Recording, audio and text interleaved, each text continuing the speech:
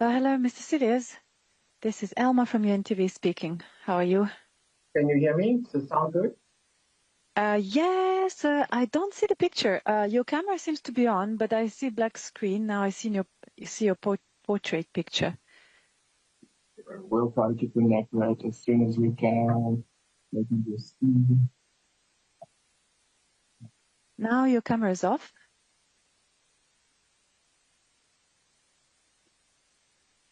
Now it's on, but it was black. Yeah, let me just quickly check here. We'll try to make sure.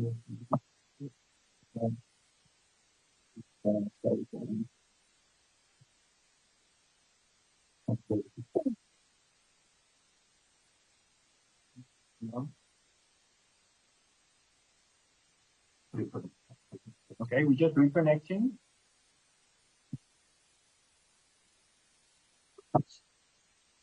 Are you going to reconnect again? Yeah, we're going to reconnect it. Okay.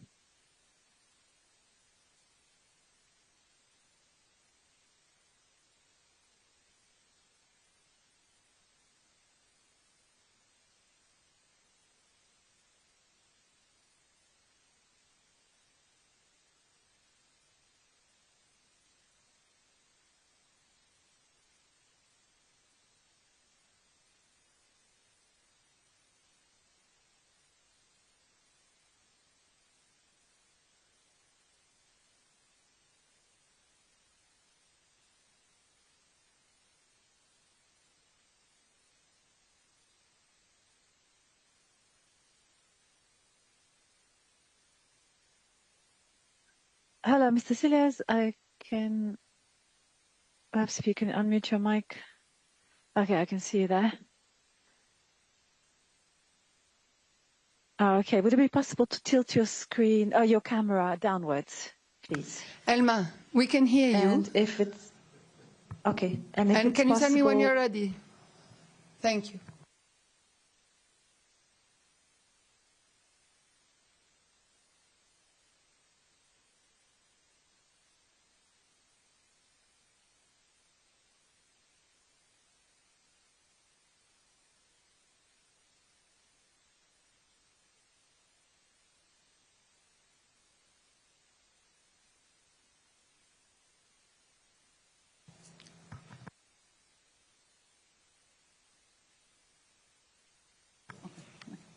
So let's start. Good morning. Welcome to the press briefing of the UN Information Service here in Geneva. Today is Tuesday, 14th of October, and we are going to have quite a few information coming from the situation in Gaza. But before going to Gaza, I have the pleasure to welcome a colleague from UNICEF, Carla Haddad, that I have here on my right, who's UNICEF Director of the Private Fundraising and Partnership Division of UNICEF with Ricardo. Carla has come to tell us about the plight of the Rohingya children in Cox's Bazar, which I understand you have visited recently. Please, you have the floor. Thank you.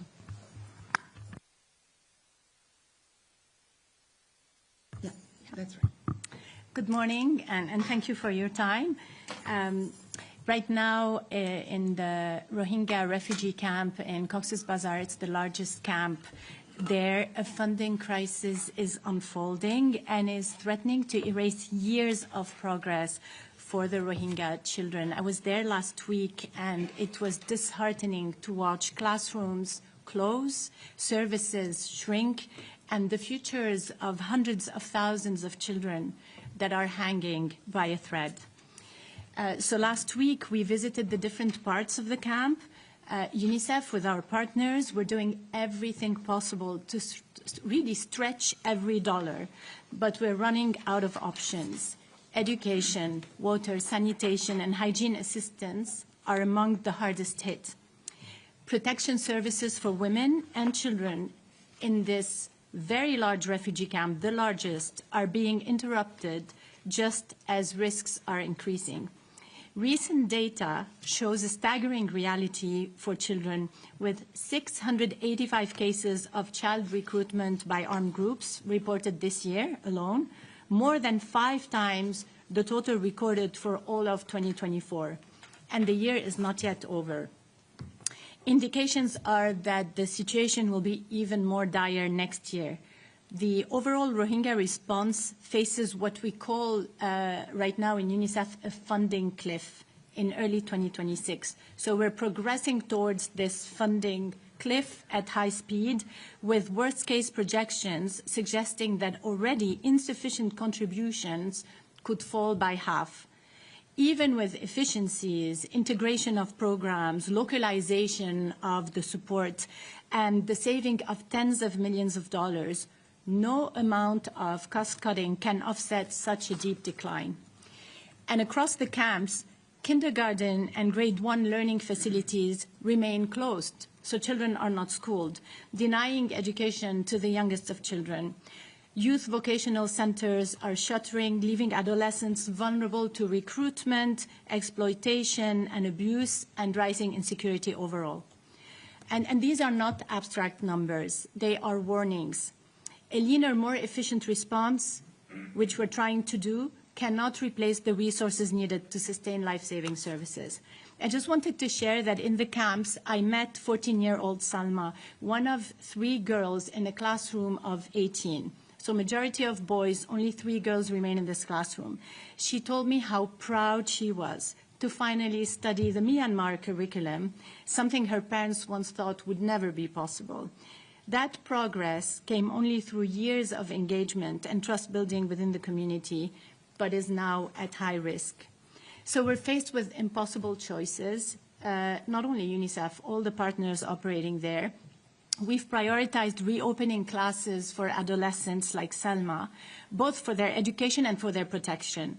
When adolescents have no safe place to go, they face heightened risks, and I heard it from several children, risks of child labor, of course, early marriage for girls, and exploitation.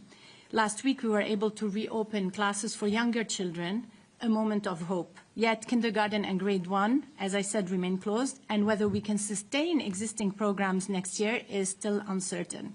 So for children who have already lost their homes, friends, and sense of normalcy, this uncertainty when it comes to schooling is devastating. Very quickly, I wanted to share with you what I talked about with 15-year-old Mohammed. He met me to tell me what had happened when the school had closed. He thought it would never reopen. So he stayed home, took care of his aging parents and of his siblings. And each morning he watches children go to school and says, I feel like my childhood has ended. Across the camps, families feel the same despair. Mothers in different centers, UNICEF support and nutrition centers, speak of reduced food assistance, so critical issues around food and food security, shortages of soap and clean water. Childhood diseases are on the rise, and malnutrition too. SAM, or severe acute malnutrition among children, is now at its highest level since the height of the crisis in 2017. So this is not only about an education emergency, it's a child protection and survival crisis for children. It is a test, really, for our collective will. And we're repeating this everywhere across public and private sector. Without predictable, flexible funding, we will see more children out of school and malnourished, more girls forced into early marriage, and more young people losing hope in the future. So we'll stay in the camp, we'll stay and deliver, that's our mantra, but our ability to do cohesive and meaningful work depends entirely on voluntary funding. And I left Bangladesh more convinced than ever that even if the situation there is not on the media headlines, we really owe it to those children to bring their situation to your attention. I thank you. Absolutely, this is absolutely right. So I thank you very much for this briefing, for telling us about your trip. I see Emma Reuters has a question. Emma, good morning. Good morning.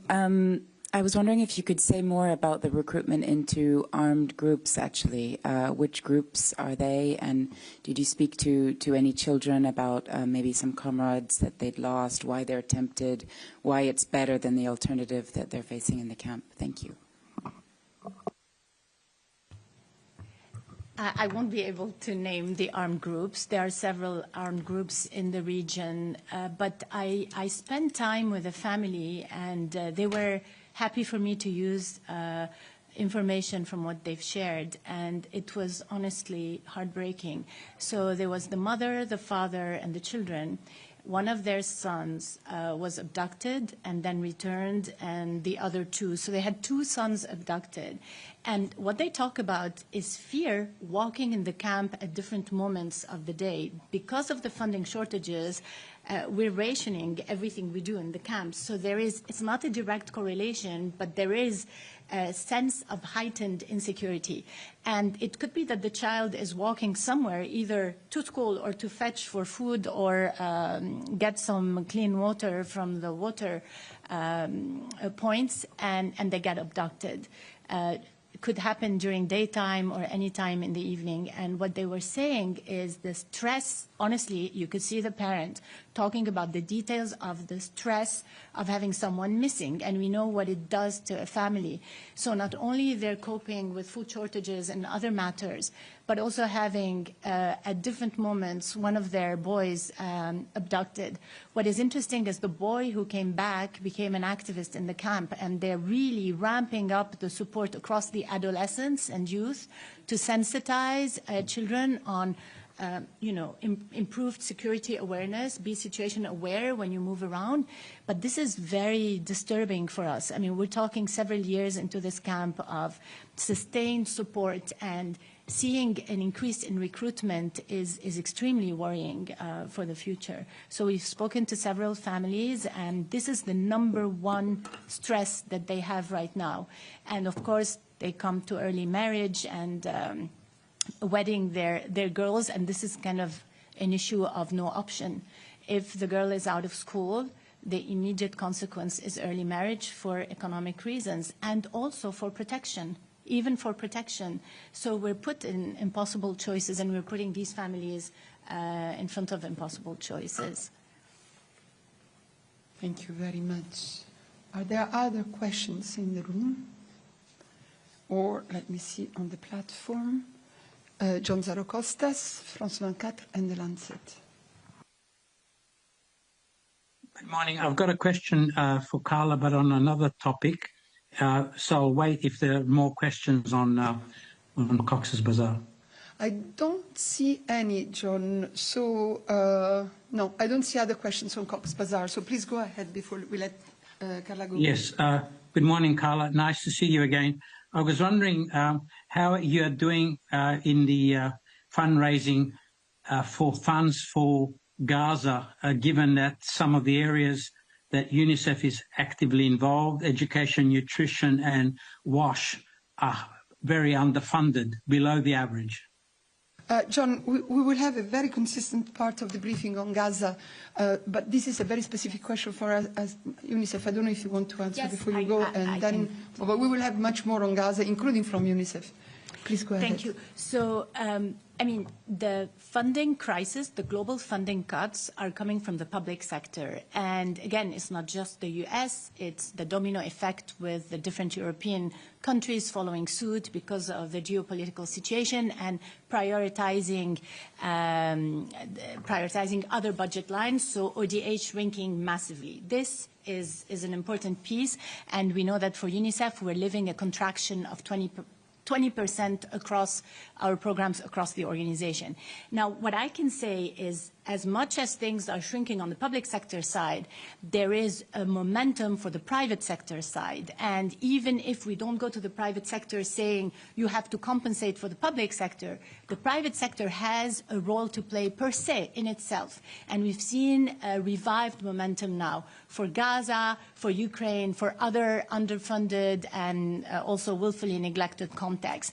I think that we have a momentum now across the humanitarian development sector to really have a meaningful approach with the private sector to at least create that safety net until things stabilize more globally. And Gaza is no exception. And especially now, there will be a renewed attempt to support because they know that all the agencies are ready to deliver the aid. We were kind of handcuffed, and the private sector could not just support to support. So I think we need to really ramp up our appeals and bring the private sector at the table. And that's really timely that you speak about that, Carla, because our next speaker is indeed going to speak about the reconstruction need for Gaza. I'd like to thank you very, very much for having come. This is a question for her. Not on Gaza, please. I want to do a Gaza part. So is that on Gaza? But I would like to hear from UNDP because he's going to speak a lot more about funding. Carla, do you need to go or can you stay? I can stay. Okay, but that's done. In this case, let's do this.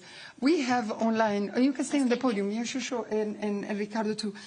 We have the privilege to have online the special representative of the administrator of UNDP for the Programme of Assistance to the Palestinian People, Iago Cillier, who I would like to welcome. And Iago is going to speak about reconstruction and funding. So, yes, I understand. But Carla is going to stay here. She's nicely waiting.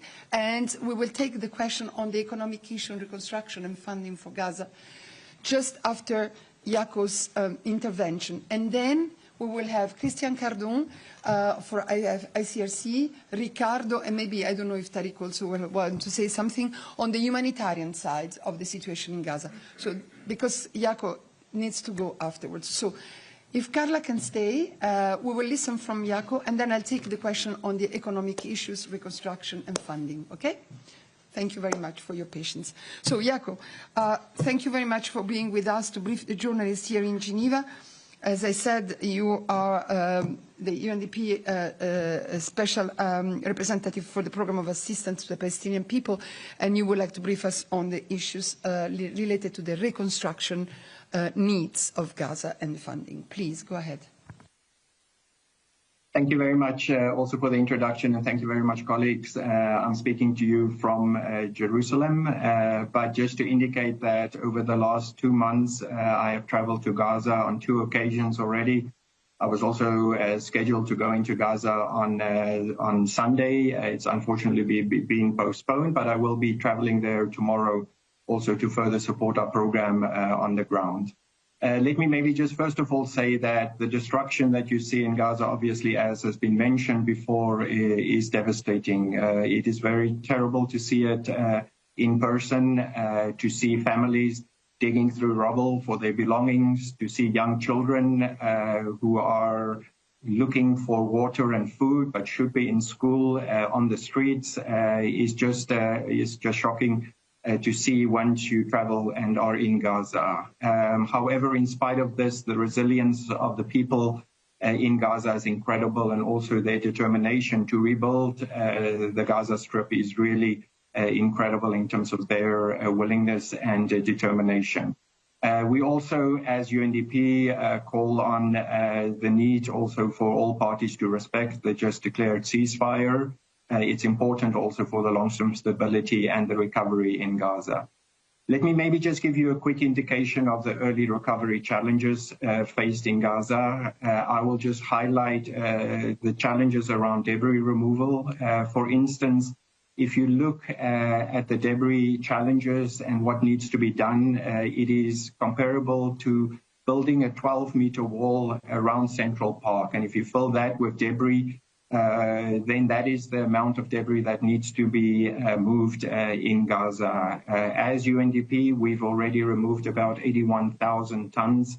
That is about 3,100 truckloads. The majority of the debris removal is at the moment to provide access to humanitarian actors so that they can provide the much needed aid and support to the people in Gaza, but we also help with hospitals and other social services that needs to be cleared of debris. We have reused about 13,200 tons of debris. We use crushing machines so that the debris can be reused for anything from road pavements, but also to providing flooring for some of the shelters being built in Gaza. Just to give you an estimate of the challenges that the reconstruction efforts will cost, it will the RDNA, which was jointly done by the UN, the European Union, and the World Bank, estimate that about $70 billion will be required for the reconstruction of Gaza. That means that also in the next 3 years, about $20 billion will be required. We also call on much needed access to provide also opportunities to address the reconstruction and early recovery efforts in Gaza. This includes also much needed heavy equipment that needs to help with the restoration and the repair of damages and the reconstruction efforts as well. UNDP has been on the ground from day one. We've continued to work and stay and deliver in Gaza. We are covering both the humanitarian to the early recovery to also the development areas. It's obviously a long road ahead, but we hope that with the support of UN partners and other international and national actors, that the recovery efforts can start as soon as possible. Let me leave it there and back and over to you. Thank you very much. If I can ask the journalists, please, let's concentrate the questions on this, and then we will have, as I said, humanitarian colleagues speaking about the humanitarian situation. Lots of hands up, and I'll start with Jamie. Associated Press, Jacob. Thank you, Mr. Childers. Thank you for coming back to see us. You just mentioned the RDNA. Could you clarify exactly when that time frame is? I'm looking on the internet as we speak, and I don't see that figure of 70 billion. How recent is that? When was that established? And how quickly can you start drumming up funds for that? And Jamie, maybe you had also you also had a question for Carla. So before your hand. Oh, okay. Then wait. Okay. No. Let's keep it to that. Jacob, please. Yeah. So just to mention, the interim RDNA was done in March, and that figure was 53 billion. Since then, the World Bank has done an updated assessment that has brought the figure to 70 billion. And that is what also the most recent pledge would be. Just to indicate actually that the United Nations, with the technical support of UNDP and the European Union and the World Bank, is also now updating the RDNA with the physical damage, which is what will be needed. So also to provide a more comprehensive recovery plan and framework for the challenges in Gaza. Thank you very much, Emma. Reuters. Yes, I was just wondering, can you say how many million tons there are of rubble in Gaza right now? And does that include Gaza City? There's been a lot of recent demolitions. Can you say how much extra rubble that has generated? And next steps for pledging, for getting donors and states on board? Thank you. Yeah, so the estimated damage and rubble throughout the whole of Gaza is in the region of 55 million tons. Another way to put it, apart from the example from Central Park that I mentioned, is also equal to 13 pyramids in Gaza. That is the amount and size of the challenge that needs to be filled. Obviously, a big part of that is now in Gaza City. There has been incredible destruction and and many houses have been destroyed. There is about 425 housing units that have been either fully destroyed or damaged. So that also gives you an indication of the size and the challenge that needs to occur as well. There are also a number of new, as we mentioned, in terms of the funding request. It is great to see, as was mentioned previously by my UNICEF colleagues, donors also stepping up and making a commitment to also help both with the humanitarian but also the early recovery efforts in Gaza. Agnès Pedrero, AFP. Yes, thank you. Agnès Pedrero from Agence France Presse in Geneva. A question on the work that you will be doing with the rebels. Do you expect to find bodies in those rebels, and what is the procedure in those cases? Who is in charge of taking care of the bodies and to identify them? If you could give some indications about all that part of the work. Thank you. Or other agencies.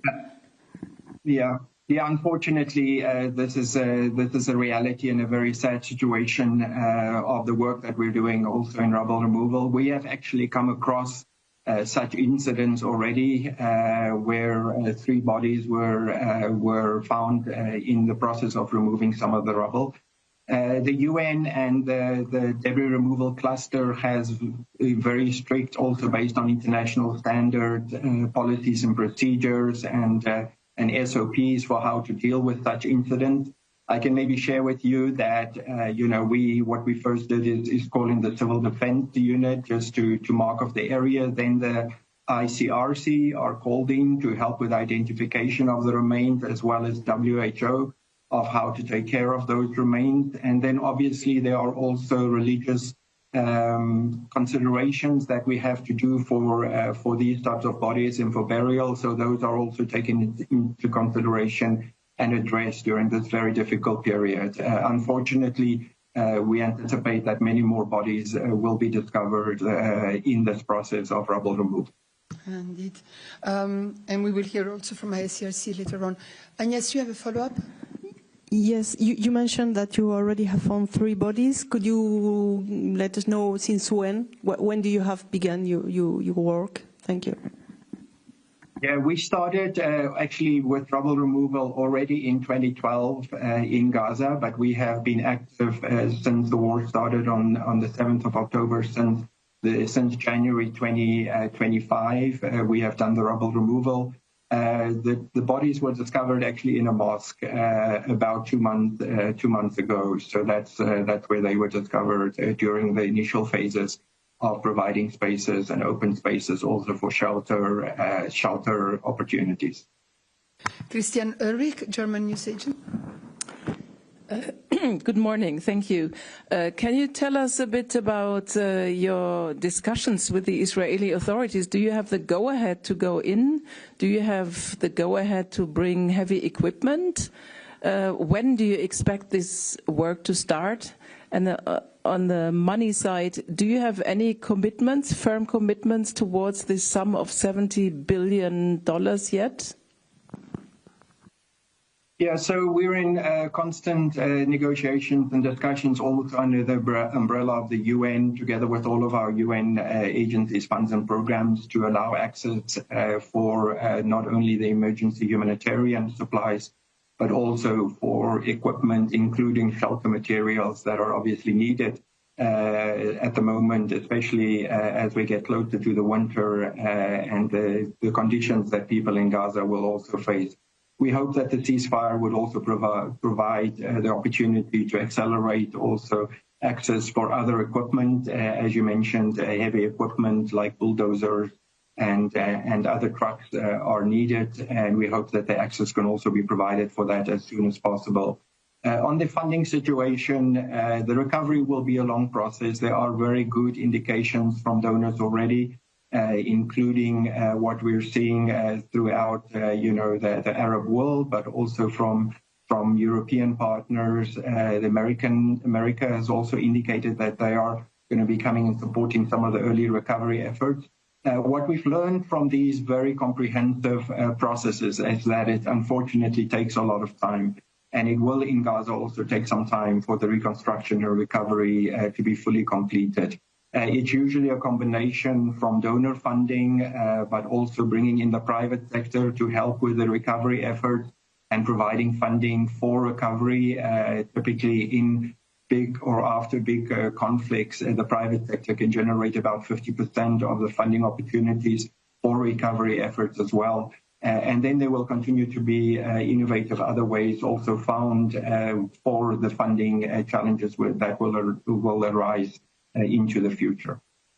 Thank you very much. Jeremy Lange, Radio France Internationale. 2 questions on figures also. I think I've seen that 80% of the buildings in Gaza have been whether destroyed or damaged, but I think the figure dates back to September 2024. So I'd like to know if you have a more recent figures. Is it still 80%? Is it 99% buildings destroyed? Do you have a more recent figures? And also something I think you mentioned, the challenge of remnants of war within the rubbles. How easy, that's not the exact word, but how confident are you to get the adequate equipment to get rid of those remnants of war? And would that be an issue maybe for the Israeli authorities if they consider the material to be dual use, for instance? Yeah, first of all, on the destructions, those figures have actually gone up. It is now in the region of 84%. In certain parts of Gaza, like in Gaza City, it's even up to 92% of the destruction. So there are various degrees, but this is also what we are currently doing under our rapid damage needs assessment. We will do physical verifications of the damages and also make sure that both the social infrastructure but housing infrastructure is also recorded and properly recorded so that both the needs and damages can be estimated for the rebuilding efforts as well. As you correctly mentioned, one of the biggest challenges is also unexploded ordnances and how to deal with them. We have an UNMAS team that are on the ground working together with UNOPS on identifying remnants of war and how to also then properly mark them and make sure that they are dealt with. In the debris removal, we have three phases, which varies from very slight opportunities where there might be remnants of war or unexploded ordnances to those that are high risk. And at the moment, we are mostly dealing with situations that are focusing on the least dangerous. So we're cleaning roads and immediate areas such as I mentioned, hospitals as well. There is an effort underway to scale up the teams and the work being done on unexploded ordnances, including various organizations that have been identified to come in. And we hope that they can also be provided access because that's something that is always the first phase of any reconstruction efforts, but also the efforts to remove debris. Thank you very much. Jaco, I know that then you will have to leave. We have still quite a few questions, if you don't mind. It's okay? Okay. That's fine. I'll keep with the room. I'll keep up with the room. So Emma and then our new colleague I introduce, please. Thank you. It's just a quick clarification to make sure I didn't mishear. Did you say 35 million tons of rubble? I'm just a bit confused because a year ago it was higher than that. Could you just clarify and explain? Thank you. It's actually 55 million, 55. That is the amount of debris that is expected at the moment. But that number, again, as we mentioned, is also increasing, and has increased. Merci. Yeah, Alexandre Bois, AFP in Geneva. Given the assessments you've been able to make so far, are you in position to give an estimate on how long it's going to take to rebuild Gaza? It's a very difficult, estimate to make. And I think one will have to start with prioritizing what would be the immediate needs. So part of the assessment that we're doing together, as I mentioned, with the World Bank and the European Union is also not to identify only what has been destroyed, but also to make sure we prioritize what are the areas that first need to be restored and focused on. Not all the areas might be restored. For instance, you might decide not to restore all the hospitals, but focus on the most important, or for schools or for large apartment buildings. So prioritizing what comes first and when is a realistic timeline for that will be kind of part of the damage assessment that we are doing as well.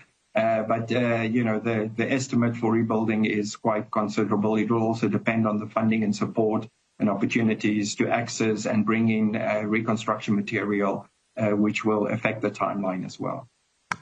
Thank you very much. Let me now go to the platform. I see Isabel Sacco, Spanish News Agency.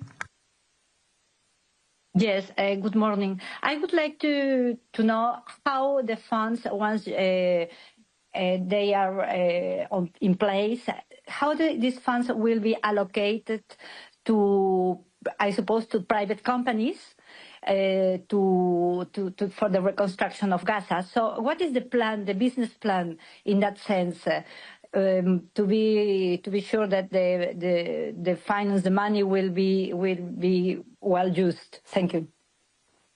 Yeah, so working on bringing private sector back to life is going to be one of the most important areas. It's estimated that 88% of the private sector infrastructure has either been totally destroyed or partially destroyed. 66% has been totally destroyed, and 22% have been partially destroyed.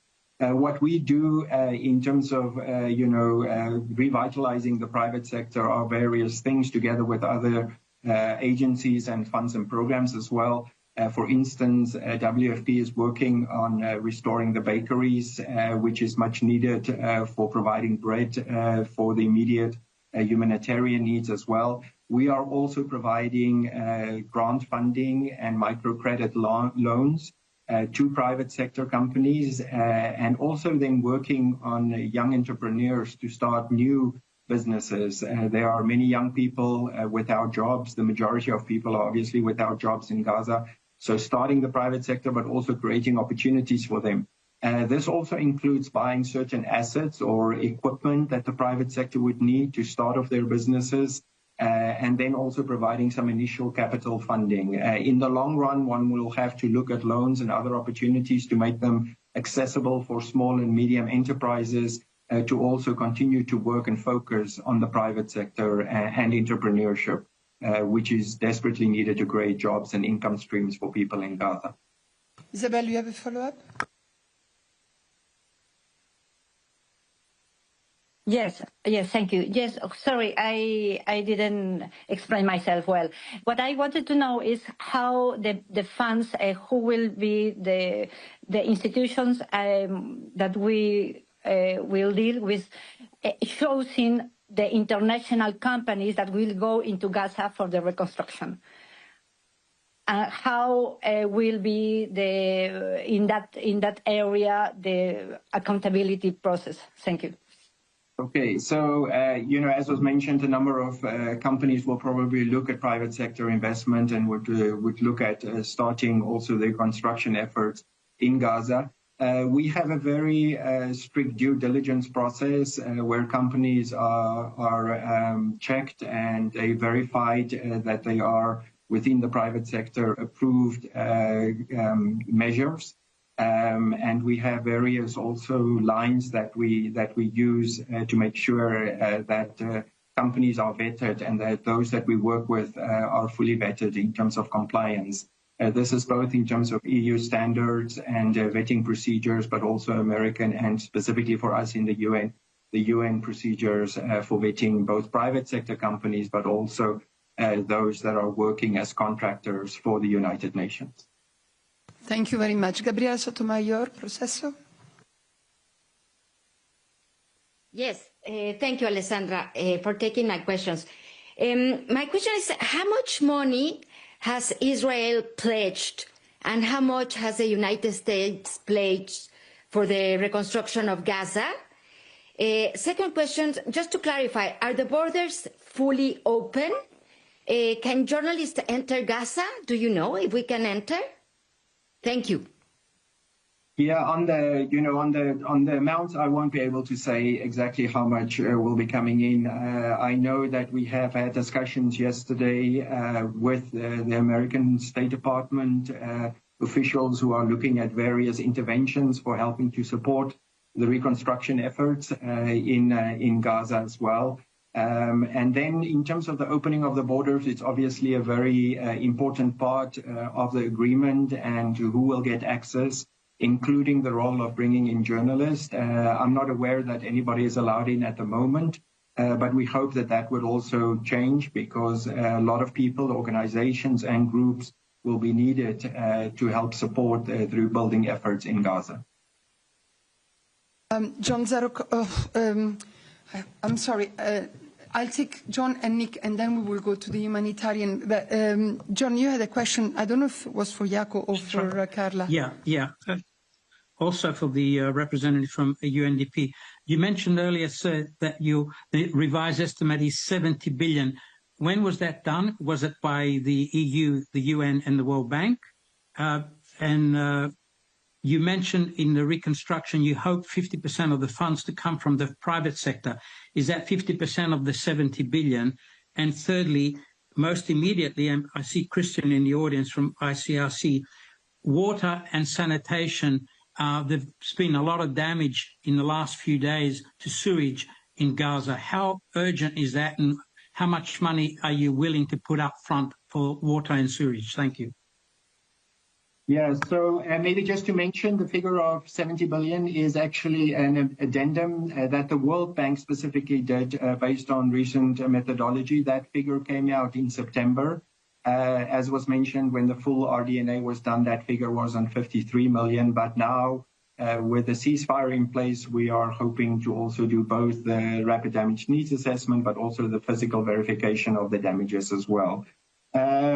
Yes, in terms of the 50%, I think that is the long-term ambition, that also some of the recovery costs, including for the 70 billion, will come from private sector, that they will also contribute in the long run to the rebuilding efforts. That is the only long-term stability and hope for recovery efforts. But I think the immediate needs will have to be covered by donors and by other resources and funds available for the reconstruction effort as well. You're 100% right. Water and sanitation is one of the biggest challenges in Gaza. UNDP is actually, supporting water trucking in Gaza. We have, on a daily basis, provide about water to 300,000 people a day. There are huge sanitation challenges as well. UNDP originally was involved in the building of the Khan Yunis wastewater treatment plant. That has been damaged, but we're looking already to restore that so that sewage treatment can already take place. It is one of the biggest challenges.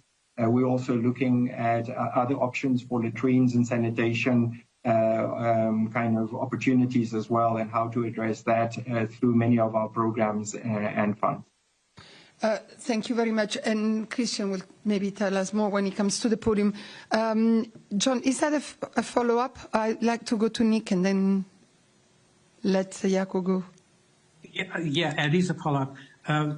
You mentioned, sir, 20 billion in the first 3 years. That seems to be the same estimate as in February. But do you think you need to revise that figure, given that the needs are much higher now? Yes, I think one has to be realistic also if there's going to be that amount of funding available for the reconstruction and rebuilding areas. But yes, that figure would have come up. You're right. That is the original amount that was given for the reconstruction efforts as well. But I'm sure that will also have to be revised. Again, it will determine for the first 3 years a lot on funding from various sources, including donors, multilaterals, the IFIs, and other funding sources that will contribute to that. Thank you very much. Last question, incoming Bruce, the New York Times. Yeah, thank you for taking my question. There's been a lot of discussion about the need to destroy the tunnel networks in Gaza Strip. Is the UN involved in that? And what are the implications of that for the kind of work you want to do on infrastructure recovery and restoration? Thank you. Yeah, we're not involved in any of those type of operations or projects at the moment. I think that will have to be asked in the longer run. One has to see how to address that and what will be the implications. But at the moment, that is not a focus of the immediate early recovery needs that we're focusing on in Gaza. Jaco, thank you so very much. Okay, quickly, please. Well, it's just a clarification. Sir, thank you again. You mentioned $20 billion over 3 years, but $70 billion all told. Can you just, what is the $70 billion period you're talking about, if that's not the $20 billion? And if you could also just say, you also mentioned that there are very good indications from donors already. Can you be specific about that? What specifically are you hearing from the Arab world, from the European partners and Americans at the moment? Yeah, I think, again, the timeline is dependent on how quickly both funding and other opportunities are available, and access also to bring in the recovery efforts as well. So the timeline is still undetermined in terms of how quickly that will be. I think one are looking probably in the region of a decade or decades and even longer for the overall recovery of Gaza to be fully addressed as well. But that is determining on a number of factors as well. In terms of the funding sources, a number of countries have already indicated that they are willing to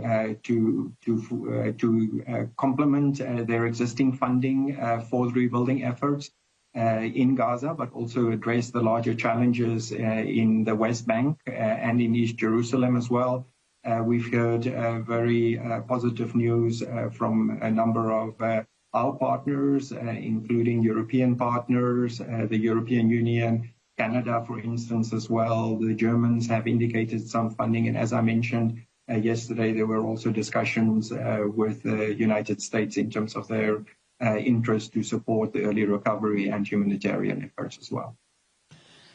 Thank you very much. Jakos, I don't know how to thank you really. I know that you're really busy, but we really appreciated that you came to the briefing, and please keep us informed, keep us updated on the reconstruction efforts now in Gaza, and good luck with your very important work. Thank you very much for being with us. And before I let Carla go, Jamie, you had a question for her.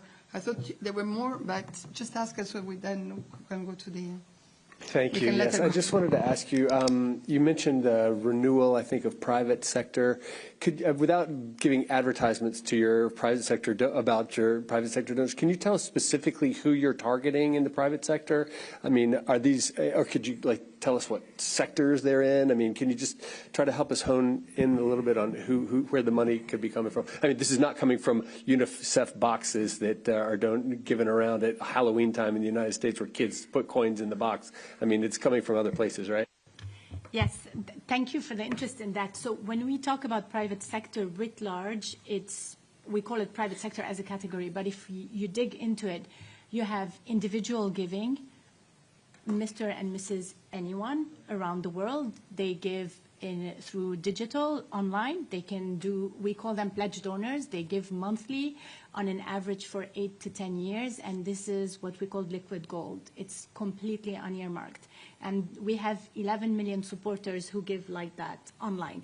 It used to be face-to-face prior to the pandemic. We still have that.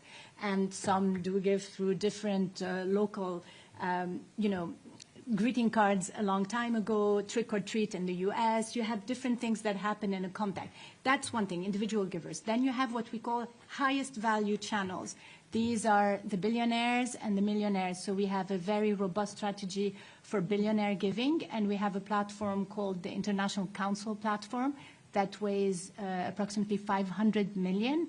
And these are billionaires who want to give to UNICEF either to specific areas of the work or completely unearmarked. And we push for the most flexible funds possible to maintain the ability to support contacts that are underfunded or forgotten. Then you have the corporates, and it was mentioned earlier, due diligence is extremely important. How we vet the corporate sector, the companies who we partner with. There are due diligence common criteria for all the UN agencies, and then each agency has its own criteria depending on the risk appetite of an agency and the reality and the DNA of the mandate of the agency. And then you have foundations, like, just to give an example, of big institutional foundations, Rockefeller, Bill and Melinda Gates, Asian foundations, Gulf foundations. And then you have multi-faith-based and membership organizations across the different religions. So it's really writ large at the mass level, at the general public level, and at the highest value possible channels, corporate foundations and billionaires. This is the categorization. Thank you very, very much. Carla, thanks so much. And thanks for staying on the podium throughout. Let's keep our... Yeah. Yes, I had also my initial follow-up. Right, yes, right. sorry, Carla. Yes, it was about what you mentioned earlier about this momentum you were talking about. Is it something that you have seen, that there is a momentum that companies or private sector is approaching UNICEF now on Gaza, or is it more a wish from your side? And how much the appeal for Gaza is funded? Thank you. It's both. It's a wish and there is momentum. I think we've never been in a situation where the private sector has been so interested in contributing to some of the global challenges. Now, it's complicated, it's complex work. We need to really find the sweet spot on how we engage, but it's across the board. And some partners will only be interested in those contexts that are not in the media headlines. So, you know, it's a conversation. Maybe just one example on that will make it real for you.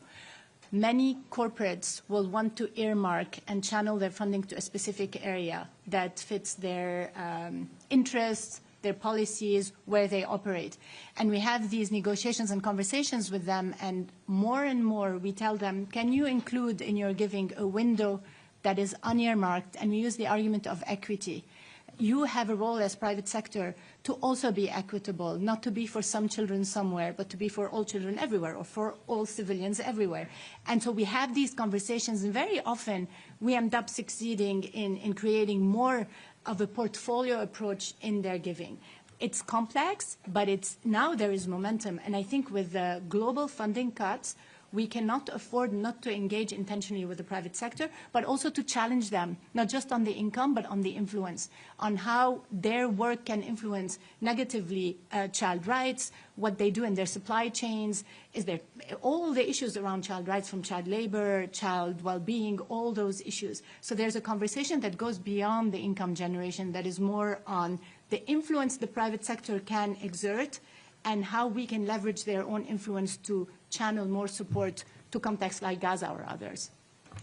Carla, so thank you very, very much for all this briefing. And Ricardo, you come back afterwards. Huh? So now let's go ahead with the humanitarian aspects of the situation in Gaza.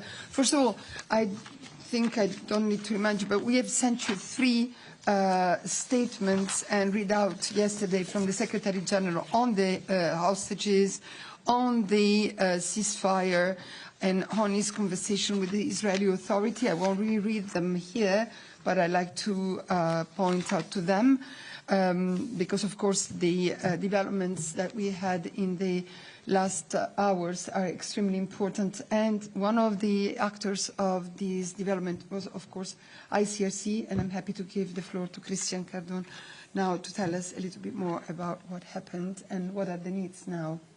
Thank you, Christian. Thank you very much, Alessandra.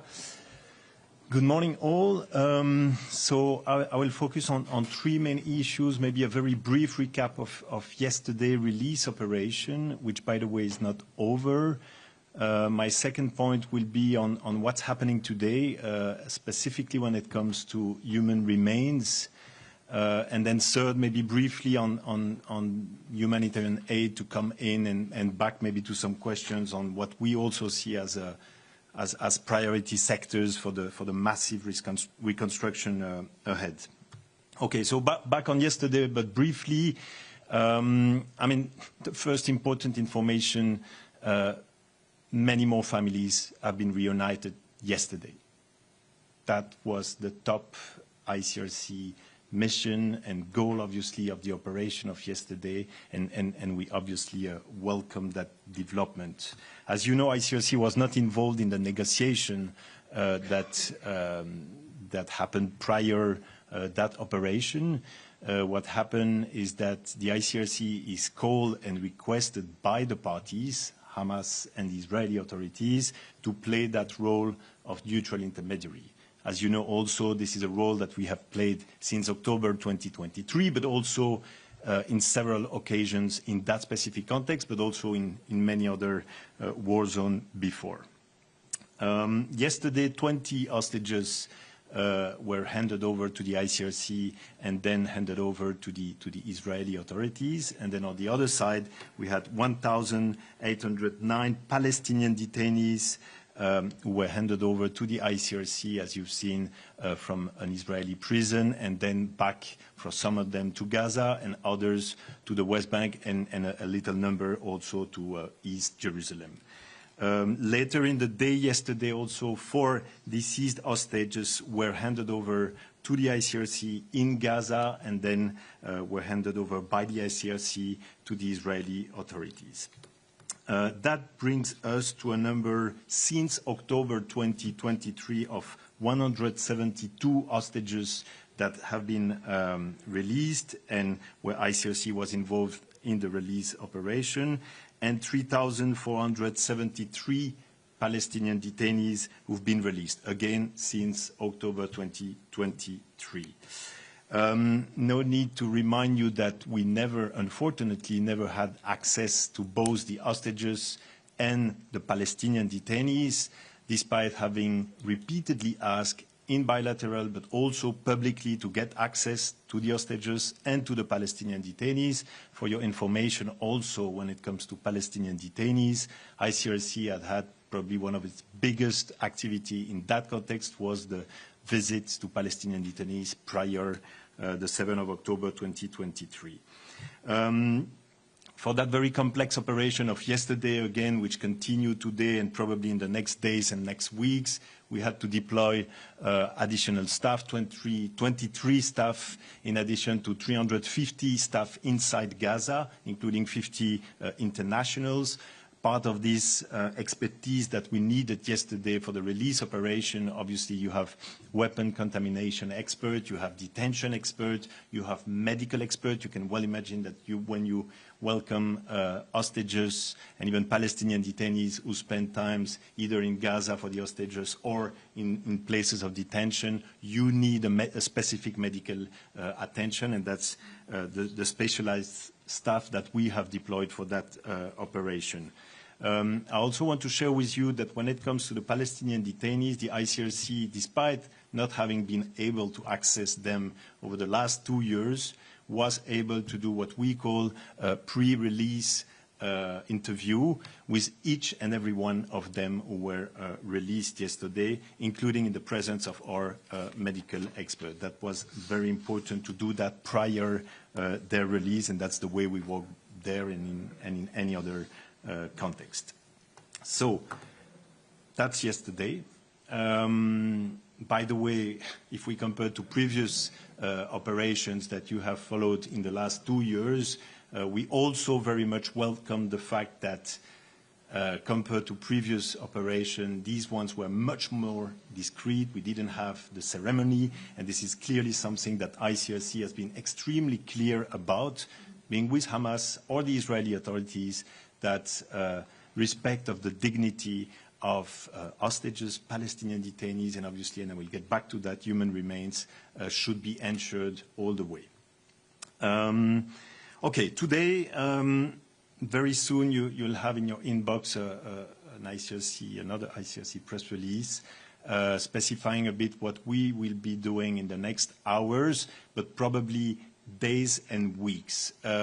The research for human remains, it's obviously even bigger challenge than having, I would say, the people alive being released. That's a massive challenge. As you know, there will be human remains being handed over from both sides, the Israeli authorities, but also Hamas.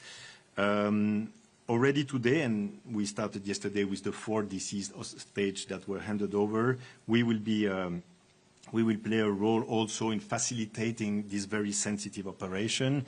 We've called once again, and in particular when it comes to the human remains, for dignified management of the bodies. And this means also that we need our forensic experts all along during this very sensitive operation. We will also be providing, whenever needed, very concrete materials, body bags, but also refrigerated vehicles, making sure that, again, the dignity of the human remains can be respected, and also, obviously, the identification of these people to make sure that as soon as possible the families who have been waiting for already too long can have the information about their loved one deceased. This remains also a huge challenge when it comes to weapon contamination in the area. I think that's listening also to colleagues from UNDP before, with the challenge we have in front of us when it comes to the reconstruction, the issue of weapon contamination will be central when starting the cleaning, but also obviously when starting the search for human remains that are still under the rubble, as we all know very well. Now, briefly, maybe on humanitarian aid and what we also see as top priority at the moment, I think the first thing to be very clear about is that it's about aid coming to the people and not anymore people going to the aid. Let me just clarify that over the last months, we've all seen how complex it has been for humanitarian actors to do their work. And basically, most of the actors, ICRC included, were not able to organize a sufficient distribution of aid inside Gaza. And what we've seen instead, it's people coming back from distribution sites being wounded, if not killed in many instances. So the first important thing, I would say, beyond the number of trucks and many details that you're probably going to ask me afterwards, that's the shift that needs to happen. It's that the aid should come to people. And when we are talking about humanitarian principles, it's to make sure that actually elderly people, handicapped people, wounded people can have access to the humanitarian aid. That has not been possible over the last weeks and months in Gaza. So we are ready, obviously, as many other actors, with trucks ready to come in. Some already entered, as we've all seen yesterday, with any kind of materials, not only for the short term, but also for the long term. I heard a question about what's the priority in terms of infrastructures. What's very clear and what we have seen, including in Gaza City, and by the way, ICRC just reopened also, is activities or its presence inside Gaza City. You remember that was suspended since the 1st of October. But what we can see is that water infrastructures, wastewater infrastructures, hospitals, electricity infrastructures, most of them collapse or are on the verge of collapsing. So it's very important that in addition to the emergency aid that will be in the trucks, there's also materials to allow the key actors to rebuild these infrastructures. Voilà, I will stop it here. Voilà. Thank you. Thank you very much, Christian. This was really insightful. I will now maybe turn to, who wants to start? WHO. Thank you. Thank you, Alessandra. So just really a few points on immediate needs for supporting health system in Gaza right now. You have probably seen Dr. Tedros had a post yesterday. We managed to get to Al Ahli Hospital and deploy emergency medical teams there. We also got 8 trucks with the medical supplies for WHO, but also for health partners.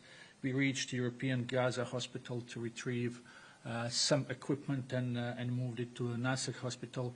And we are on the way to get more trucks at the Karem Shalom crossing. Now, what is really needed? I mean, we've been talking to you on all these different parts of a health response in recent months. Well, first we need to scale up the delivery of medical supplies, because the pressure on hospitals is not going to ease overnight. We need really to bring as many supplies as we can right now to make sure that those health workers who are still providing health care have what they need. As I said, we managed to get to Al-Aqsa Hospital, to Al Ahli Hospital, where we deployed some tents, and I will give you all these details in a note. Second thing is really to expand the medical evacuations from Gaza. 15,600 people, including 3,800 children, need to be medically evacuated. And since October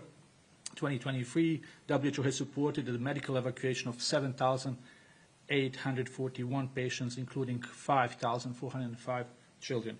What we need more countries to accept patients from Gaza, and we need restoration of all the medical evacuation routes to West Bank, where we had a medical referral pathway, to Jordan, but also to East Jerusalem. So we need all those ways through which patients from Gaza were going before the war to be restored. Just to remind you that before the October 2023, we had between 50 and 100 patients from Gaza getting out of Gaza for medical care on a daily basis.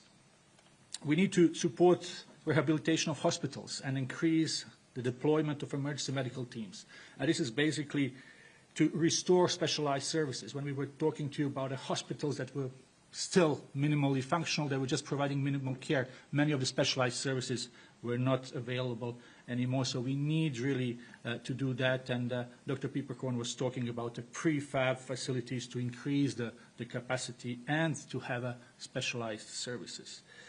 Let's not forget mental health. We need to ensure mental health services are integrated into all levels of care, from community to hospital level. Mental health needs have more than doubled, with over 1 million people now requiring urgent support, with available services that are far from what is needed. And I really invite you to read the document on mental health psychological support that has been posted, and it really details the need of people in Gaza who went through horrible trauma and were exposed to conflict and violence, displacement and insecurity, were constantly in fear, and obviously everyone needs support on that. We talked to you about a need for rehabilitation. We issued a report, you will remember, some 10 days ago. Nearly 42,000 people in the Gaza have life-changing physical injuries, and 1 of 4 in these injuries are in children.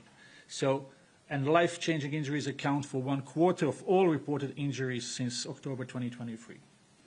Over 5,000 people have faced amputation. These people need rehabilitation services, and we need to make sure those rehabilitation services are available. We need to expand screening and treatment of malnutrition. In 2025 alone, over 500 people died from the effects of malnutrition. Right now, only 4 stabilization centers are functioning. We also need to scale up disease surveillance. We've been telling you occasionally about emergence of diseases. You will remember we had a meningitis, Guillain-Barré syndrome, acute respiratory diseases. We need to make sure that we can capture that any possible trends and to respond to it.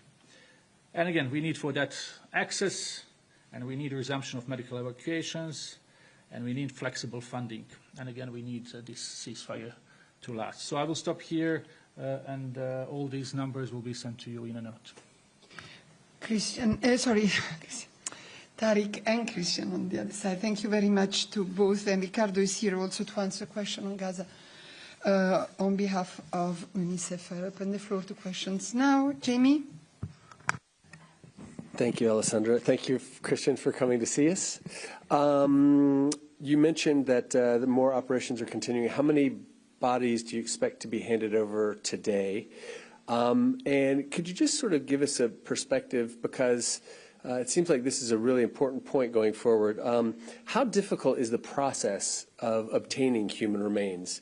What are the challenges, and particularly how concerned are you that any delays might jeopardize the ceasefire? So what are you telling both sides, either to tamp down expectations or encourage patience so that this important element doesn't derail the progress that has been made so far?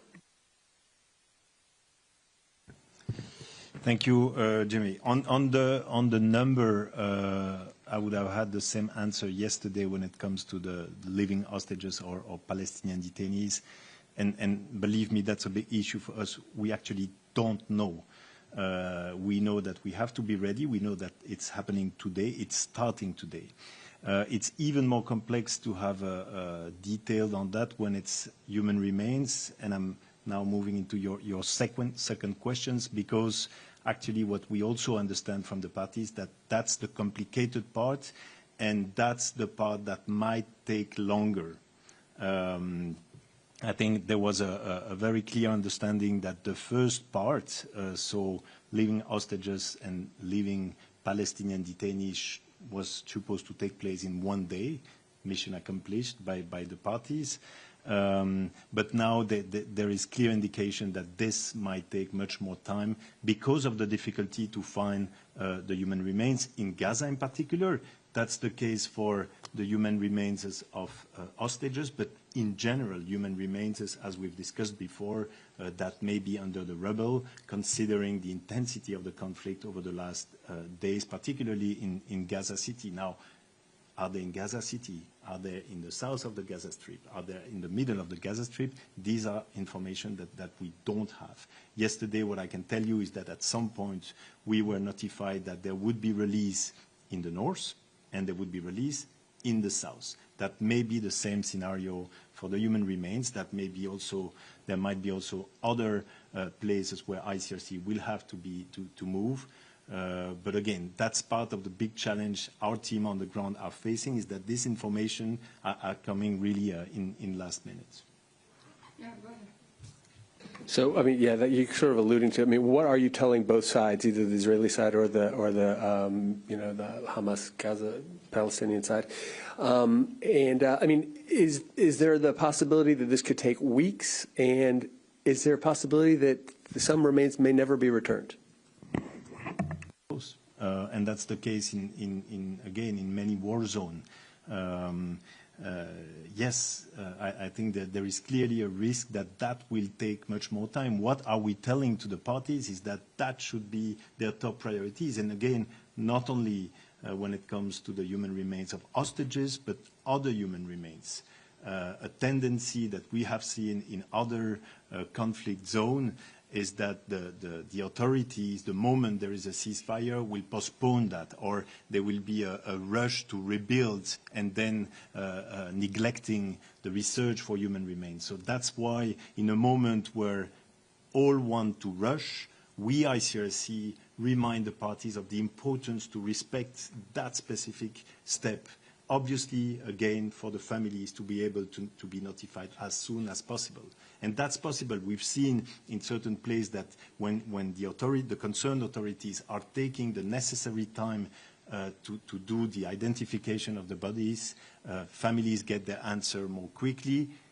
And it also has a consequence on any initiatives of reconciliation for the future. So the question of the missing people, and in particular the research of human remains, is absolutely key, and again, that's what we've asked to the authorities.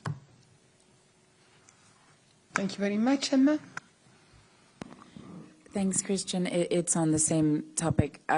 So the 4 hostage remains that returned yesterday, did Hamas give you any indication that they know where they might be? Or are they pretty much starting from scratch? What's your impression? And is ICRC involved in that search, or really just the transfer? And to follow up on what you said about aid, has the really big ramp up or scale up of aid that is so badly needed in Gaza, has that really happened yet, or we're still sort of in a waiting pattern? And for Tarek, please, on the medical evacuations, have you been given any indication of how quickly that can begin? And is there any guarantee that transfers back to Israel, which were happening before the war, can resume? Is that part of this agreement at all? Thank you.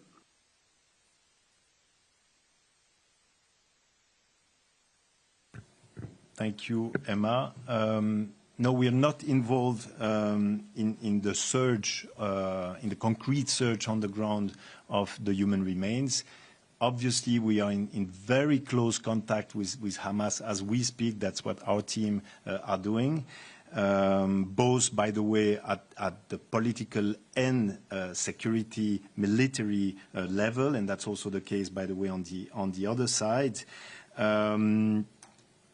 You know, when it comes to what we know or what we should know right now, knowing that that will happen in the next hours, I think it's probably the most sensitive operation that we are handling. So obviously these are information that we need to keep extremely confidential until the moment the bodies are handed over to the authorities on the other side. And that's the same thing for the other side. That's the main reason, because from experience we know that that can have jeopardized that process. So you will understand that I cannot go into the details of that one. Now, when it comes to the aid, the answer is no, not yet. The shift has not yet happened. We are still witnessing, you know, only few trucks coming in and large crowds approaching these trucks in a way that is absolutely not conformed to humanitarian standards. So figures are talking about the need for 600 trucks per day for 6 weeks to alleviate some of the first needs. I think we are not yet there yet. We are clearly not yet there. Sorry. Thanks, Emma. Well, we don't know what will happen. Well, we can really hope, and we will do our best to get people as fast as possible. These are really people who have life-changing either injuries or diseases, because we are not talking only about the people with the trauma injuries. And if we look in the statistics of people who have been evacuated, let's say, since May 2024, 766 had a trauma injury, but 681 were oncology patients.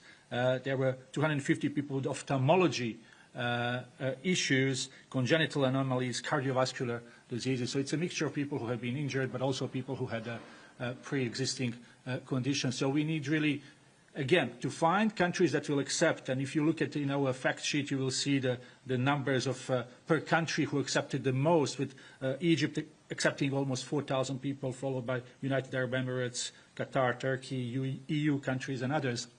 We need countries to be willing to accept patients, but we need those really well-established corridors to Jordan, to Egypt, to East Jerusalem, where people were referred in the past. And you will remember that we were issuing a yearly report on referrals from Gaza to neighboring places. So we will do our best. We just have to understand that we are really talking, I'm giving you numbers. These are really people who need to go out, to receive medical care, to try to have a normal life again. And sooner it happens, better it is. Ricardo, you wanted to add something? Yeah, just to chime in, I echo what my colleagues just said and reinforce how devastating these last 2 years have been for children across the Strip. And that won't change with a temporary ceasefire. Obviously, that's the very first step that we have been calling for, so we can start rebuilding that humanitarian system that has been basically dismantled or very close to being completely dismantled over the last couple of months. 3,800 babies in need of medical, or children in need of medical evacuation. We know that 25% of all children injured in Gaza have life-debilitating injuries. So that's several thousands of children who need better treatment and are not getting access to it, or even wheelchairs and crutches, and are not being able to get access to those supplies because they have been denied over and over to get in. So we're working on that. But again, this doesn't change in a few days. This will take, as our UNDP colleague said, weeks, months, and maybe decades in terms of the reconstruction, but also making sure that the health systems are back on track, and that the UN can do what it had been doing before this war started and started devastating the lives of children and their families. Thank you. Thank you very much. Sorry, I'll do a little bit of housekeeping here. So we've got 2 questions in the room and 3 online, but Christian needs to leave at 12. So can I ask first those who have questions for Christian. Agnes, I saw your hand up. Simon, is that for him too? Okay, let's start with the two, and then I go to the platform, and we will see if we can release you quickly. Agnes. Yes, thank you. So it's a follow-up to what you said, but it's also open the question to Jens, and think it's listening. You say that... She is in the room, Jens. Okay. Yes, you mentioned that only a few trucks are coming in. Do you have explanations about why? Is it because the logistic is complicated, or are you doing requirements to enter? It's not possible. And so the same question to the UN, to OCHA, which has a global view of the situation. If this is for security that trucks are not entering, we would like to understand. Okay, I'm sorry, bear with me. Come, Jens, but I'll ask Christian to answer first. I'll go to Simon. Let's ask all the questions to Christian, and then the other colleagues will be able to answer. You really have a hard stop, huh? I can move it. Yeah. Okay, Simon, go ahead. Okay. Yes. Let me let Christian answer, and then I'll go to Simon. Okay, thank you, Agnes. So the answer is that, I mean, there are different factors. Yes, security is one, obviously, but that's mostly when trucks will get inside the Gaza Strip. But before that, there are the entry points. And again, to be updated in the next hours, but to my knowledge, not all entry points are open to have humanitarian aid inside Gaza. And that's the main issue right now. And that's what humanitarians, including the ICRC, have been calling for in the last hours, is making sure that because of the huge needs, all entry points can be open, like it used to be, as you know, in the past, prior October, whether through Karem Shalom, whether to the north, whether to the south, Rafah, and that's what needs to happen urgently. Simon? Yes, Christian, what is your main interlocutor in Gaza? Still the Hamas, or you are speaking with other armed groups in Hamas to collect remains of hostage or other? And the second question, could you confirm that the Gaza Humanitarian Foundation has stopped its operation in Gaza? You mentioned also that there has to be a shift in the process of bringing aid into Gaza. On the Gaza Humanitarian Foundation, what I can tell you is that until very recently, until few days ago, they were still active on the ground. And I'm knowing that because we were still receiving on daily basis people wounded coming back from the distribution sites. As we speak right now, we've been informed that there might be a shift, knowing that all the other traditional actors will fortunately be able to restart their operation as they used to do prior 7th of October, but to be confirmed if the Gaza Humanitarian Foundation will continue to play a role, you would have to ask them, obviously.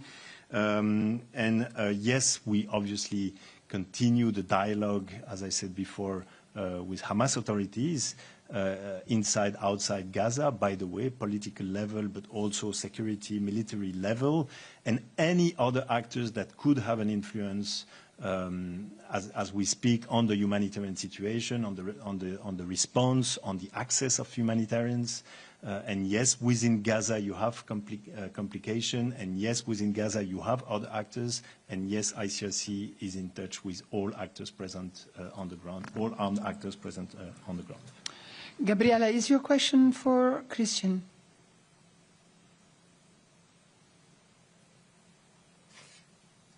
Yes. Go ahead. Thank you. Thank you very much. My question is, according to international humanitarian law, I would like to know if Israel is primarily responsible for the well-being of Palestinians, and especially the children, and reconstruction, but the well-being of them. And maybe for Alessandra, or I don't know who can answer, maybe Christian. Yesterday, at the hostage release ceremony in Israel, one of the speakers mentioned that this was not a genocide. So what do you think about that? Thank you very much. Okay, I will go into I will answer your first question. Yes, obviously, Israel, as the occupying power, has the obligation to ensure that the population occupied has access to vital infrastructures, has access to food, water, and health. And this is why, again, the ICRC and many other actors called several times on this to be granted as soon as possible, and not only to be granted, but to be substantially increased in the near future. Gabriel, I think the answer is not for me to comment what other people say. I think the question of genocide, we have debated enough and expressed ourselves on this, and OHCHR did the same. John, do you have a question for Christian, or? Yes, actually, it's also for Jens and Tariq and Ricardo. Okay, so the number of can you hear me? Yeah, no, I understood. Yeah. It's for Tariq and Jens. Can you wait a moment, please? Because he has to go. All four. It's a general question, so all four. Okay. Yeah, since the peace deal came into force, how many requests for aid have been approved by the Israeli authorities? And what are the items that are being rejected primarily? And if Jens could give us an update on the tonnage that has gone in, if not in truck numbers. Thank you. Okay, maybe I'll ask Jens to answer this afterwards. Let me just go to Laurent, who has a question for Christian, and then we will come back to all these questions about the aid. Laurent. Yeah, thanks. Two quick ones. First, Christian, you mentioned that the operations yesterday were much more discreet than previous ones. So would you say that there wasn't any even minor incident to report in all the releases that you facilitated yesterday? And then second one, has some of your staff who was constrained to leave Gaza City come back permanently to the office in the northern part of the territory? Thank you. Thank you. On the first one, yes, indeed, there were no major incidents report. As I mentioned at the very beginning, we can say that 20 hostages as well as 1,809 Palestinian detainees were brought back to their families yesterday evening, all of them. So yeah, there's no I would say incident to be reported, and indeed, and I do confirm that contrary to the previous operation, there were no ceremonies, as you can have also witnessed. I'm not sure I understood the second question, but I guess it's about our presence in Gaza City, which was. Yeah. So the activities have resumed from our Gaza City office, and they were suspended from the 1st of October. So that's obviously an important development, and we are ready to scale up, I would say like any other actors, obviously, as we speak, our response, and also the setup that we have inside Gaza City. Thank you very much, Christian. You see, promise kept, 5 to 12. And I'll now turn to, thanks very much for coming and briefing the journalists. I'll turn to Jens and Tariq and Ricardo, whoever wants to answer the other questions who were really on the, can you come here? On the humanitarian situation, the aid coming in, etc. Jens, I'll start with you. And yes, you may want to also ask your question to Jens afterwards. Or now? Okay, no, so the question was already asked, so just need to answer.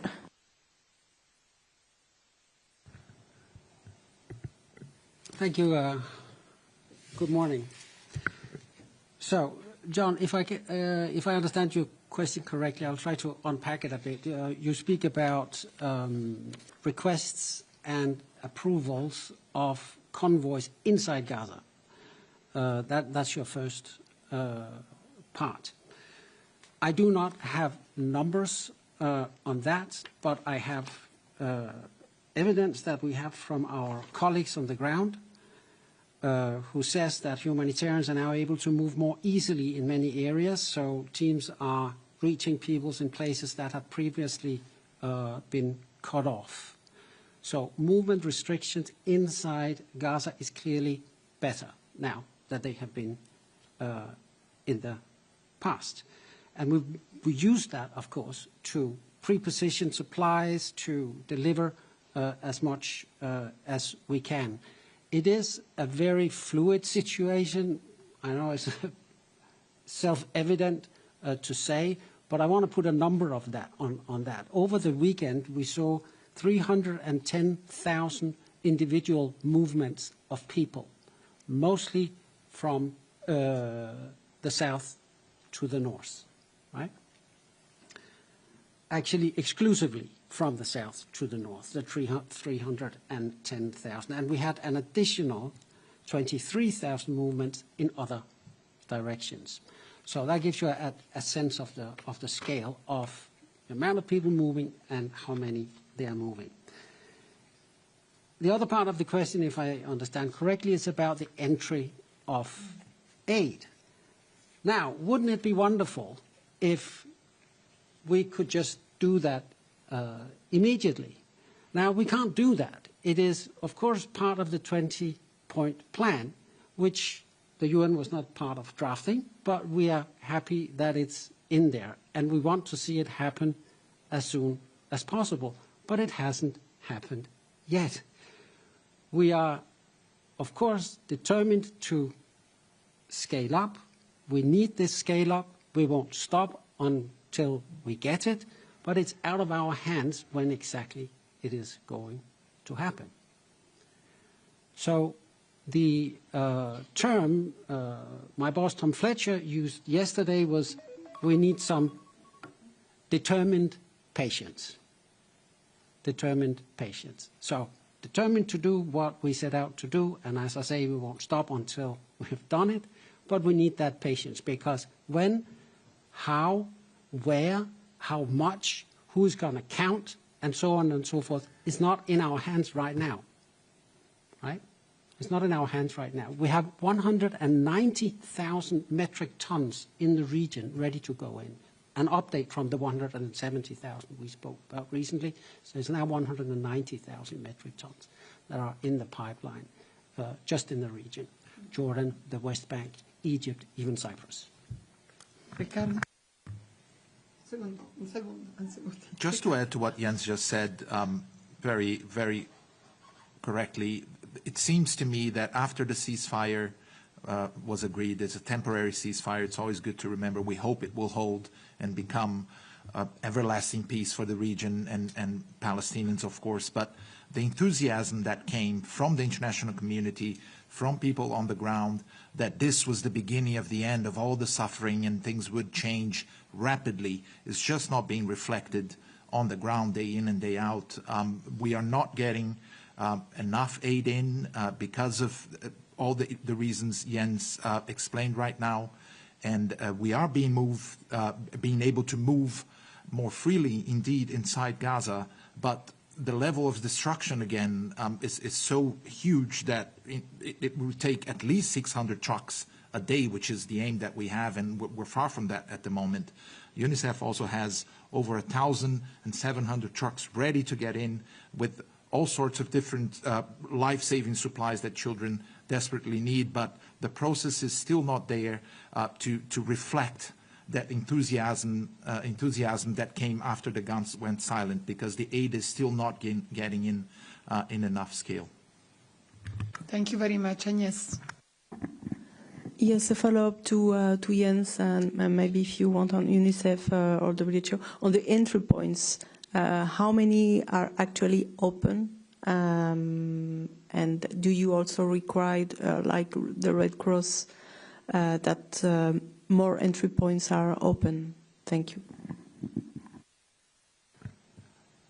On Sunday, Kerem Shalom was open, and we actually had a staff there who saw fresh produce going in. She spoke about bananas, potatoes, and other fresh produce, which is something that we've been talking about for a long time. So that was Sunday. Yesterday, we don't have any updates. Yesterday was, as you know, very much focused on the hostage release and keeping pretty much everything else. Hold your horses, everyone. We need this to happen, right?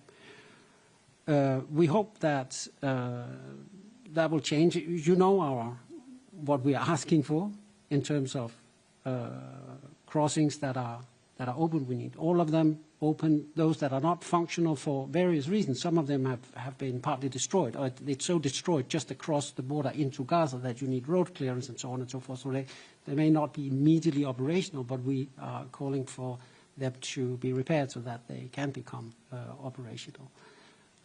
So that's about as much as I can say. Okay, I'll take the other two, and then we will close because there is still a couple of speakers. Would you believe it? Patiently waiting. Christian.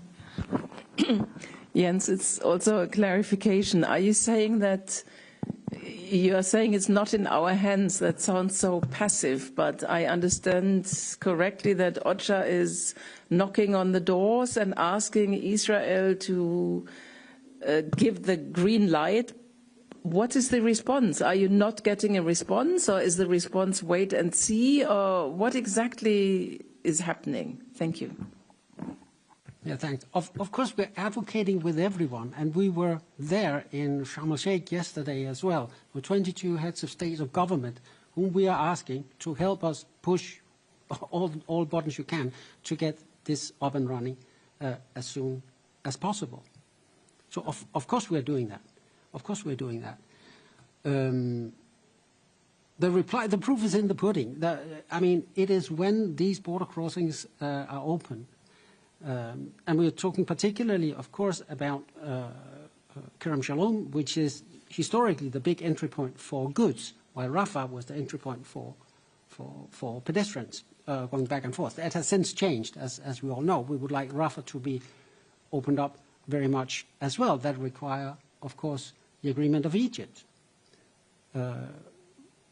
But still, even if the border crossing is open from Egypt, the stuff going in still needs to be checked, cleared, and screened by the Israelis.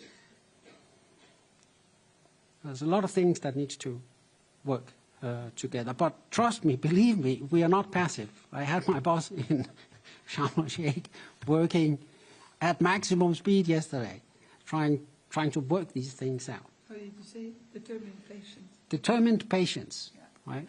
Jamie. Thank you, Jens. I'm looking at your latest daily news update for the last few days. I don't see any numbers of trucks that have in them. Can you be specific about how many, since the ceasefire began, I believe it was on Friday, can you tell us how many trucks, aid trucks have gotten in over the time since then? And specifically yesterday you mentioned hold your horses was the message because of the exchanges yesterday. That's done. Can we let go of the horses now? And are there trucks ready to roll? Are they moving? Are there any foreseen immediately?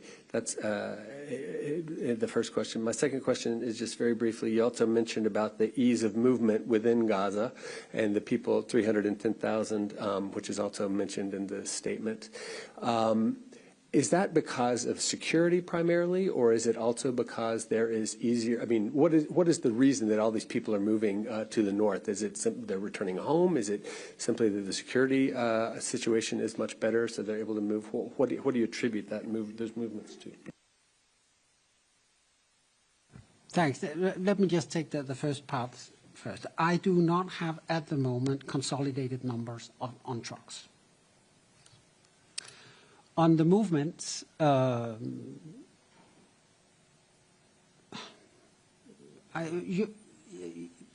the south to the north. Yeah, why? I think you should ask the Palestinians themselves why they move. I don't want to speak on their behalf. Of course. And I had seen another hand, Emma. Hey, Jens.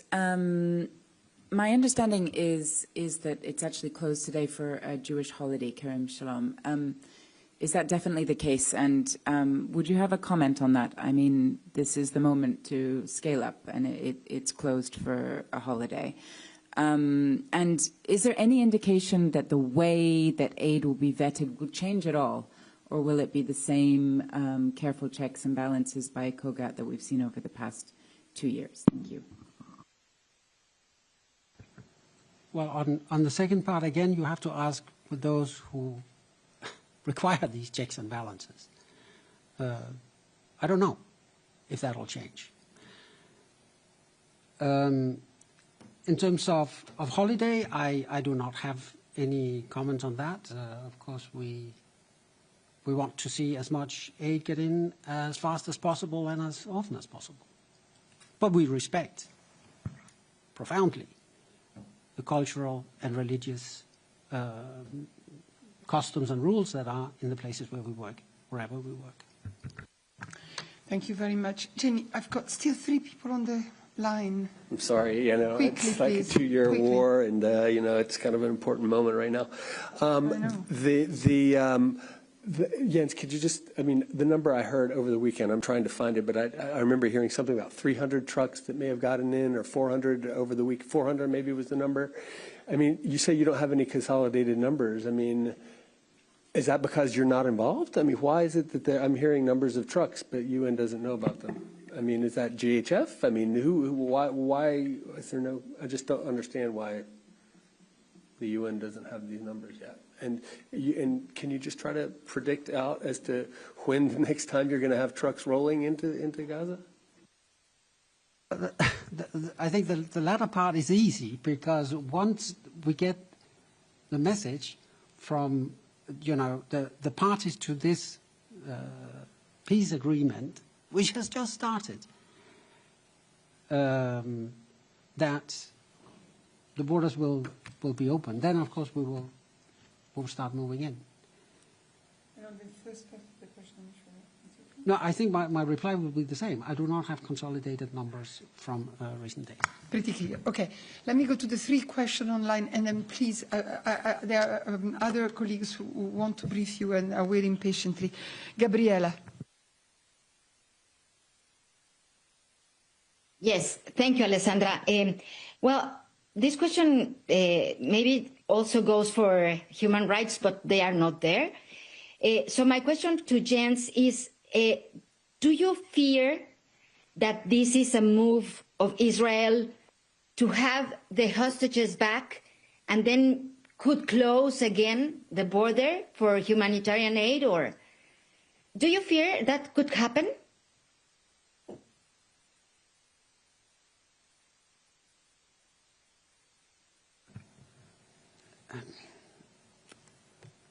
We want,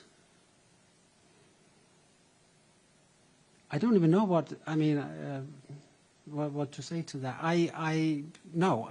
That's speculative. Exactly. I don't think. Yeah. I think, I'm sorry, Gabriela, but I think that's speculative at this point. I don't think we have to speculate on what might be the reason for one or the other, or what is happening.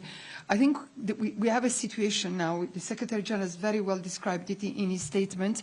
We need this ceasefire to make this ceasefire work. We need to implement it. We need time and access and everything we have been saying until now, Gabriela. And we will work for this. We are working for this. Simon, pardon, I've got, I don't know how to do it. I don't know, lady, to the colleague to WHO, I'm very sorry. If you can wait a little bit more. Sorry. Okay, let me go to the people who have been waiting on the platform. Isabel. Yes, thank you. Good morning, Jens.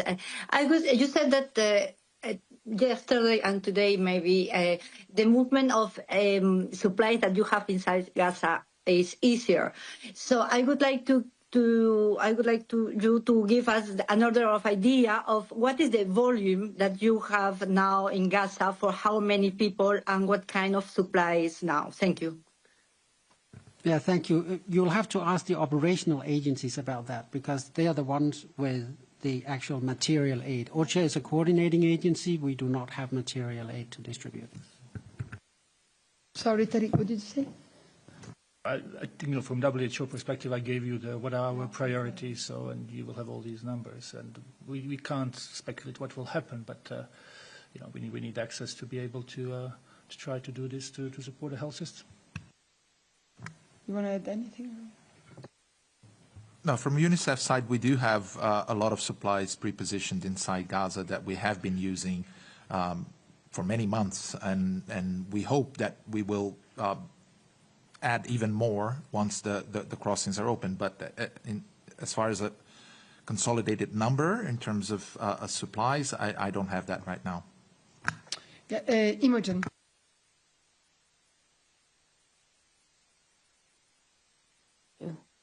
Hi, thank you. I appreciate it's quite complicated. Not every crossing is open. It's only very new. But you've all said you're getting some aid in. Things are looking a bit better than they were, say, a week ago. Are you working directly with UNRWA? I'm just not clear what UNRWA's role is here.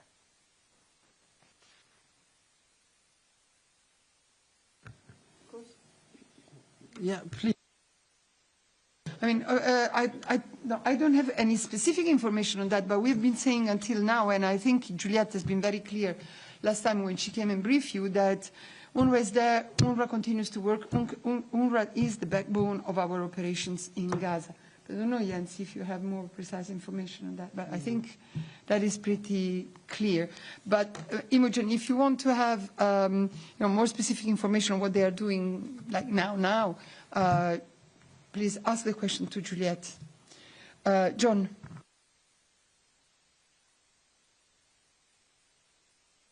Yes, it's a follow-up to Jamie's question and Imogen's.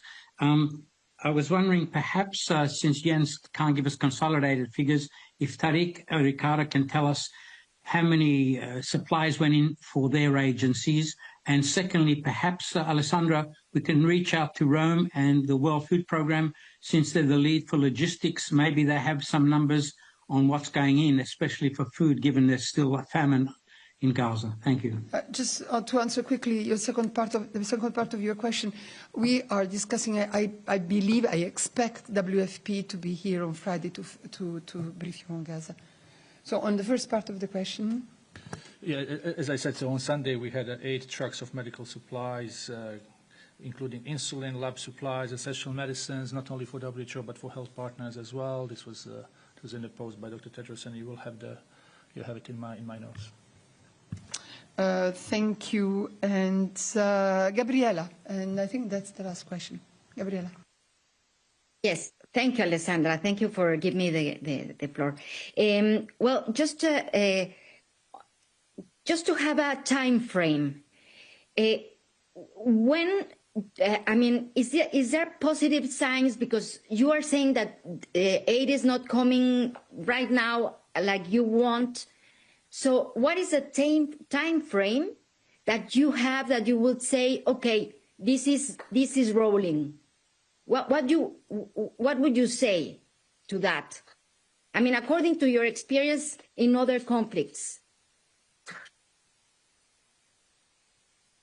I mean, I don't think we need to go to ask for experience in other conflicts. We've had a ceasefire before in Gaza where we were able to roll in.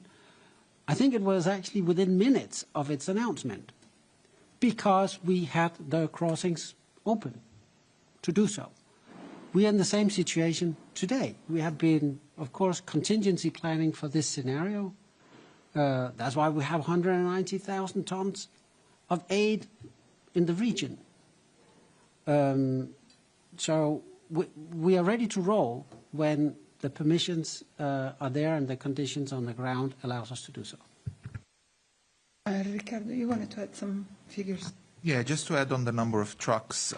So far, this is what we have, and in the last 24 hours, things might have changed, and I don't have the latest, but since the ceasefire was agreed on Friday, UNICEF had 41 trucks carrying winter clothes, tents, tarpaulins, dignity kits, and disability kits that entered Gaza. UNICEF has an additional 1,370 truckloads of life-saving supplies ready for immediate dispatch. with thousands more in the pipeline. So we're planning that in the coming weeks, if access improves and more corridors are open, that more shipments will come, including therapeutic food for children suffering from acute malnutrition. Let's not forget 500,000 people are still in famine situation or conditions. We have vaccines, medical equipment, water purification systems, alongside more winter supplies for children and families. Thank you very much. Thanks to everyone for this very, really informative briefing and for all the questions. I'll ask now to Tariq to stay on the podium and ask his colleague, Dr. Nirja Chowdhury, Technical Officer for the Neurological, Sensory and Oral Conditions Unit, to come to the podium. Can we have the plate, please? Thank you very much. Thank you, Ricardo. Please. Thank you very much, Sandra, and thank you very much, Dr. Nirja, for your patience. We have sent to you the press release, also linked to the report. It has been published now. It's a global status on neurology. Some of you have asked for embargoed copy earlier, but now it's being out. So I'll ask Dr. Nirja to tell us more about this really landmark report on neurological disorders and burden of diseases. Thanks a lot, Tariq. Hello, everyone. Good afternoon now. Just let me start with a simple question. Have any one of you had a severe headache or migraine? Or do you know or have known of anyone who has had epilepsy or stroke or dementia? These are neurological disorders. These are conditions that affect the brain, the spine, and the nerves. Other conditions are also included, such as meningitis, the autism spectrum disorders, nervous system cancers, multiple sclerosis, Parkinson's disease, and many more. The surprising fact is that more than 3 billion people, that is a third of the world's population, are affected by these conditions. These are the leading cause of ill health and disability, but at the same time, they're often misunderstood, neglected, underfunded, and overlooked. So what makes neurological disorders specific? First of all, people with these conditions often require lifelong care. It's not only the person with the condition who's affected, but also the family and carers. The carers are most often women who provide informal care at home. And also these conditions are expensive. And that's not only in terms of financial costs, but also in terms of the time and energy they take, and also the emotional toll. People with neurological disorders, especially those living in low and middle income countries, very often don't get the care that they need. There are not enough neurologists. Medicines are not available in many parts of the world, or when available, are expensive. People with neurological disorders, only the care for them is only available in urban centers, and they face stigma. They're often excluded and denied their basic rights. So what has been done so far? Countries unanimously came together in 2022 to endorse the Intersectoral Global Action Plan on Epilepsy and Other Neurological Disorders. This is a 10-year roadmap for us to now take action to change the situation. And now we have the release of the Global Status Report on Neurology. This tells us that where we stand in order to reach the targets of the action plan. So very briefly, some key messages and data that we have in this Global Status Report. Firstly, only half of the countries actually provided data for the report. That means we still need to know more. 1 in 3 countries only have policies for neurological conditions. Only 25% of countries actually include neurological disorders in their universal health coverage benefit packages. Only 20% of countries have functioning intersectoral programs for brain health promotion and the prevention of neurological conditions. And only 25% of countries actually have legislation to protect the rights of people with epilepsy. Now, what's also important to note with these numbers is the disparity that exists. For example, in low-income countries, there are 82 times fewer neurologists as compared to high-income countries. When it comes to carer support and services, high-income countries have 70% of them have these supports for carers, while only 15% of low-income countries have these services available. And if we think about what is done in terms of the research output for neurological disorders, it's almost double that in high-income countries as compared to low-income countries. As you reflect on these numbers, what do we believe needs to happen? We now, in fact, with the Global Status Report, have a wake-up call. Countries need to prioritize brain health and neurological conditions in their policies. People with neurological disorders need to have access to care without financial strain. Carers need to be supported. They're very often neglected. We need to have programs for the promotion of brain health and the prevention of neurological disorders.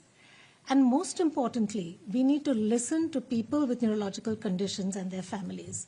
They know best what needs to be done.